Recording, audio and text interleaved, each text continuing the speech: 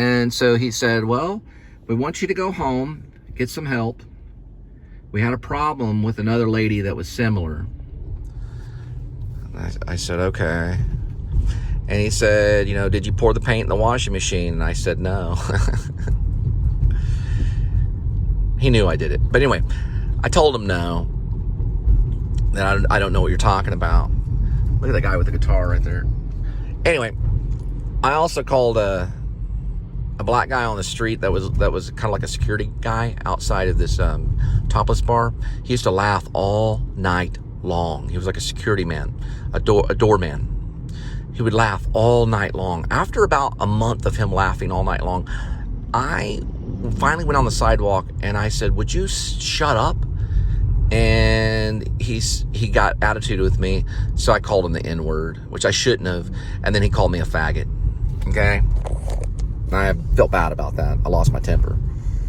And Lipton hated that word. He hated the N-word. And I used it, and I felt bad about it. It was some guy, it was like a doorman kind of guy, and he would laugh like all throughout the night. I mean, all night long. And I just had to say something to him, so I said, would you please shut up? Stop laughing. I'm trying to sleep up there on the 3rd floor. He goes, man, what you talking about? I don't freaking laugh. I said, well, someone out here is laughing. Would you tell him to shut up? And he goes, you tell him to shut up, mother effer or something. And I said, look, man, you freaking neat, you know. He goes, you freaking faggot, that kind of thing. And so I just walked off. I was hoping he didn't hit me. I was pretty mad. I think Lipton found out about that. He may not have, but, you know, he already passed away, so it's just something that went down, you know. It's just part of New York City at times. I did have a guy come in when I was doing vocal exercise down in the basement of that same, it was a dorm room on 38 East 21st Street. No, East 38. It was E38. So East 38, or how did they do, yeah, 21st Street. No, I don't see why they would do that. It was 38 East, yep. 38 East 21st Street. Between Park Avenue and Broadway. Park Ave and Broadway in New York City. Right there by Soho. So it was 38 East 21st Street was the address. I was on the 3rd floor, like, I think it was like 303. I saw the address just the other day. Anyway, so I did that. You know, I called the guy the N-word. I shouldn't have done that. I was upset. And he basically, you know, called me, a fag, you know. So, you know, nothing physical. It was just yelling. And then they didn't know about that. But then one time Peter was one of the roommates. He's a business guy. He also was from Amsterdam. He got mad at me for eating his jam, like jelly, like jam in the refrigerator. He left it in the refrigerator and ate some of his jelly. And so he was like, who did this and stuff? I said, I did. And he said, I didn't tell you could have my jam. I was like, where's my jam? So I kind of got his elbow. So can I talk to you over here for a minute? And he told on me, and so they kicked me out of the 3rd floor and put me on the 5th floor because those guys were kind of married. Chris was from Chicago, and he was the actor. He worked at the Neighborhood Playhouse as well as the Actor Studio, and also was big with Alexander, the Alexander technique. And Chris was on the other side of where Peter was. We had a apartment that was like a barbell. In the center, there was like where you ate, and then there was like a little living room area. So David was the other guy that was next to me, adjacent to me, and he was a lighting designer.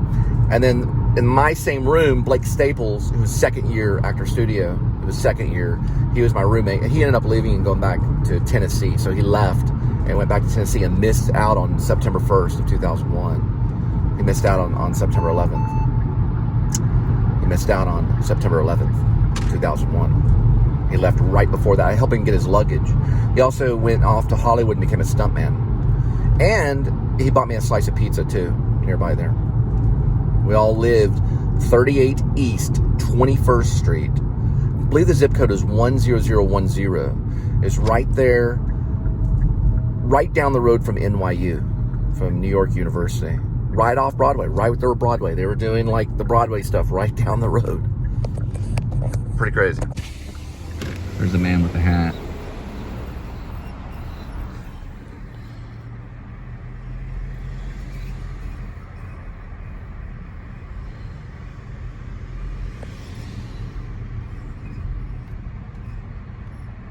Pho noodles.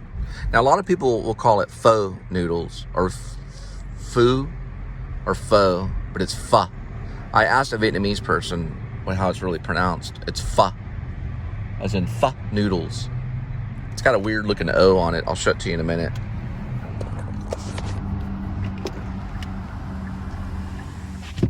Yep, I'm an actor, and I gotta figure out how to make it work. All right, first I gotta pay.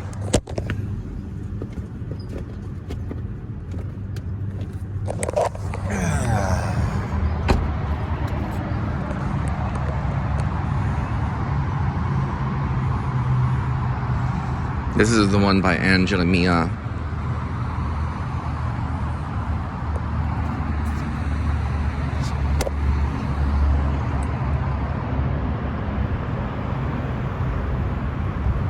Done on February 17th. Now, I don't know why they didn't do the year, because I know it wasn't done in 1917. They did do the year. 2000. Right before September 11th. About a year before.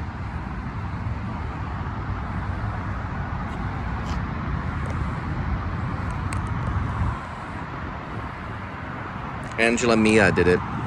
All right. Not September 11th of 2001 I'm talking about. That was done in 2000 before September 11th, February 17th. I call it pho noodles. Some call it pho noodles. Some call it Pho Noodle and Grill. So there's 3 pronunciations. You choose. It's actually pho. Pho Noodle and Grill. That's how you pronounce it. Pho. Because I talked to a Vietnamese person and they said it's pronounced pho. That's why it has a little thing right here. It's a French thing. It's a little tiny thing that goes up. Pho is how you pronounce it. Pho doodle. True story.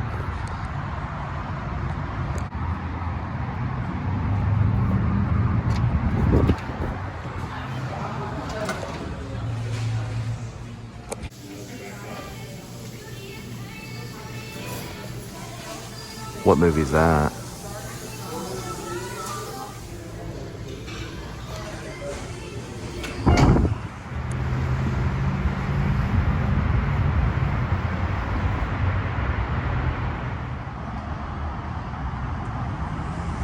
Got this super band. It's a Go Fit band, and you can do a lot with this.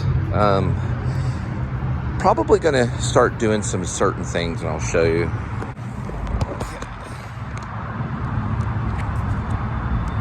So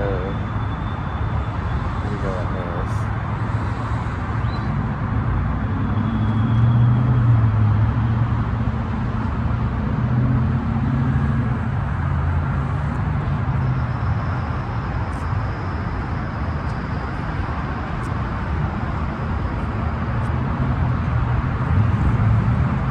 So much food.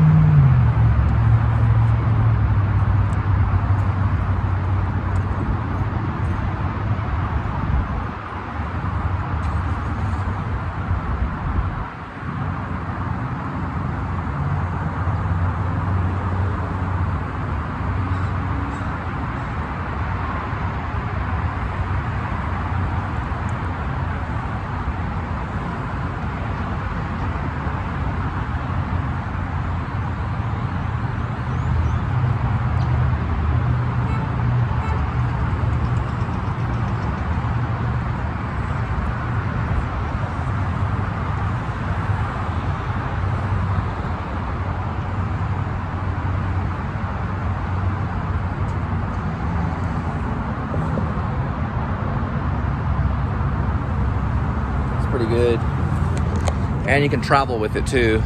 Always wanted something like this, so when I'm taking breaks in between, you know, picking up food like Pho Empire, or this is Pho Noodle and Grill, I can do a little bit of stretching. So I suggest it. It is a super band. They call it a super band, and it's Go Fit. Probably get them between $10 to $20, depending on where you pick it up at. Don't know if they have them at Walmart, but they're gonna have them at like Academy Sports, outdoor places, stuff like that, that are activewear. I do have a copy of it. It's called Resistance Band. It's about Chris Cornell. Linda and I worked on it, and it wasn't exactly like this, but he used the Resistance Band, which is like an exercise band, to strangle himself to death. He must have got it at the hotel that he was staying at, in their exercise room. Well, I don't think it was like this though, but we did do a song called Resistance Band, and it was about, it has a lyric in there. It talks about Chris Cornell killed himself with a resistance band.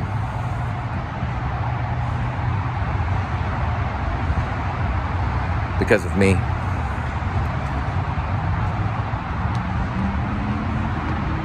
I hope it's not a true story.